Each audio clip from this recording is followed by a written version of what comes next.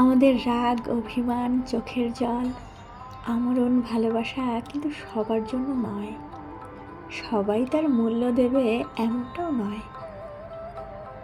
সবাইকে দেখে আপনার ভেতরে ওই সমুদ্র সমান উথাল পাথাল বুক জুড়ে ঝড়ের দাপট জন্মাবে না। ঠিক যেভাবে রবীন্দ্রনাথ গানে লিখেছিলেন, গোপনে তোমারে সখা কত ভালোবাসি।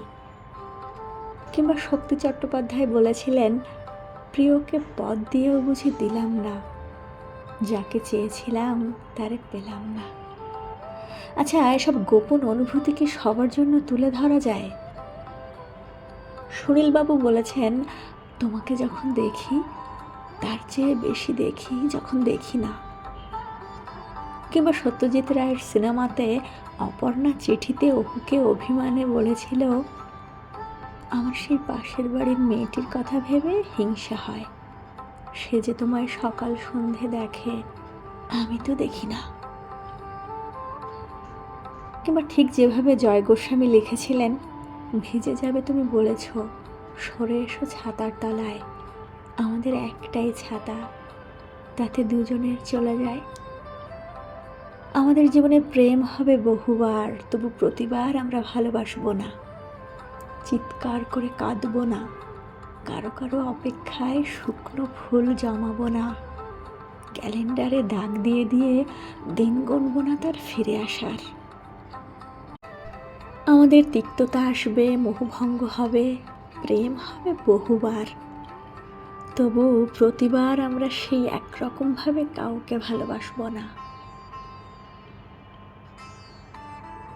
চন্দ্রবিন্দু গাইতো না তাহলে, আমার রাত জাগা তারা, তোমার আকাশ ছোঁয়া বাড়ি, আমি পাই না ছুতে তোমায়, আমার একলা লাগে ভারী।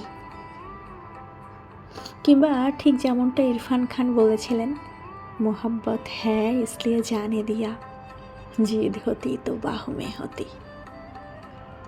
কিংবা শরৎচন্দ্র লিখেছিলেন, যে গোপনে আসিয়াছিল তাহাকে গোপনেই যাইতে দিলাম, কিন্তু এই নির্জন নিশীথে সে যে তাহার কতখানি আমার কাছে ফেলিয়া রাখিয়া গেল, তাহা কিছুই সে জানিতে পারিল না।